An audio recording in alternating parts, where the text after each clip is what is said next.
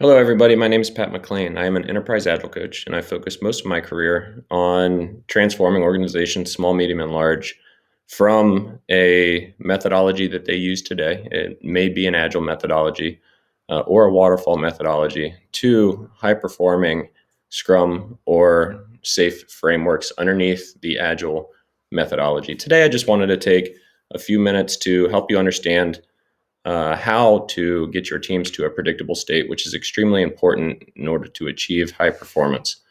There's a four-step process that I take. You cannot just achieve predictability without achieving the first few steps. So let's talk through those. First is consistency. So if you want to achieve a state of predictability, first you have to achieve a state of consistency. Consistency across your teams is really the baseline and the foundation that you can build off of in order to deliver against the goals that you have stated. Now, consistency doesn't mean that you're delivering what you set out to in your sprint goals, but it does mean that you have a throughput that is consistent from sprint to sprint that you can build on. And hopefully, by identifying the things that are preventing you from achieving your goals, you are able to tweak those and eliminate some of those blockers and help teams focus on the goals that they have set for that particular sprint. So step one is to develop a velocity if you haven't done so already. A velocity, hopefully your teams are using story points. So if your teams are using story points, they've broken down their work and their backlog, and they have planned and now they're developing and executing against it. Over a few sprints, you will develop what is called a velocity. And velocity is thus the throughput of those story points from every sprint, averaged out over probably 3 to 5 sprints, eliminating any major outliers that may exist. Velocity in and of itself doesn't mean a lot. So you want to use your velocity during sprint planning and also capacity planning in order to understand what your team should commit to and what those goals should ultimately be. So conduct capacity planning. If you have a velocity of 100, for example, just for easy math, you will do capacity planning before it as a Scrum Master or a Scrum team. You will understand how many days off the team may have due to holiday or personal time off. And you're able to adjust that velocity so that you can commit to something with expectations that you will be able to achieve it.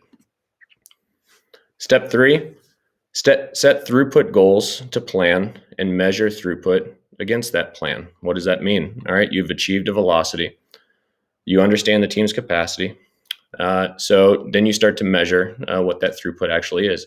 Throughput is measured both in planned and unplanned work. So if you plan for 100 story points, let's say you delivered 120, that means that your throughput percentage or your throughput against plan, TAP, would be 120%. Throughput accounts for both planned and unplanned work. So it's a consistency metric. And what you really want to do is make sure that you are narrowing that down into a consistent way so that you are delivering from sprint to sprint somewhere within the 90 to 110% range, I would say is a healthy team. Here's a nice little graphic that will showcase what exactly that looks like.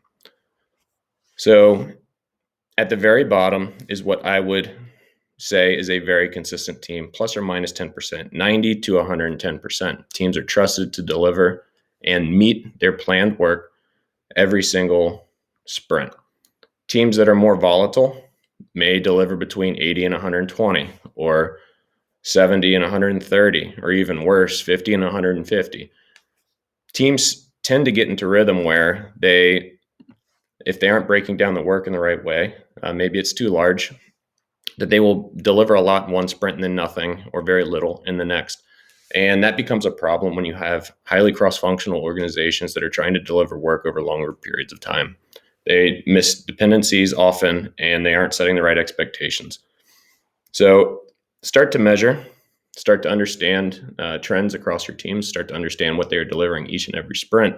And over the long haul, you will see that you're able to narrow down into a gap that really is easy to manage and easy to set expectations across stakeholder groups across the organization.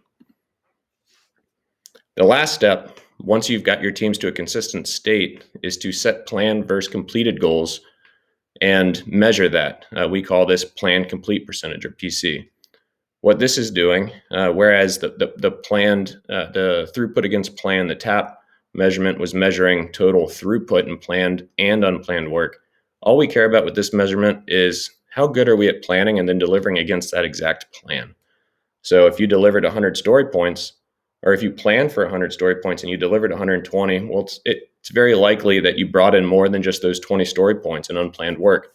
So if you would have delivered 60 or 70, let's say 70% or 70 points against that 100 point target, then your planned complete percentage would be 70%. So it's very possible that you achieve a throughput percentage of 120, but you were only predictable at 70%. And what we're looking for is to raise that bar so that you're able to deliver more of what you said that you were going to deliver. Now, the most important thing with all of this is that you're identifying root causes that make it difficult to achieve your goals. If you're not able to break down work in the right way, that's a problem. So work with your teams to do that. If you have escalations that constantly interrupt your teams, find ways to make sure that those escalations aren't coming through. If you have supporting roles that aren't able, like product owners that aren't able to help the team understand the work that they are supposed to be delivering, well, make sure that you are raising that up to executive management so that you can get the right resources in there to really drive product requirements across your teams to help them understand what they're delivering. I hope you like this video. Again, just to recap, make sure that you are developing a velocity. Then you're able to understand what your team's capacity is for that sprint.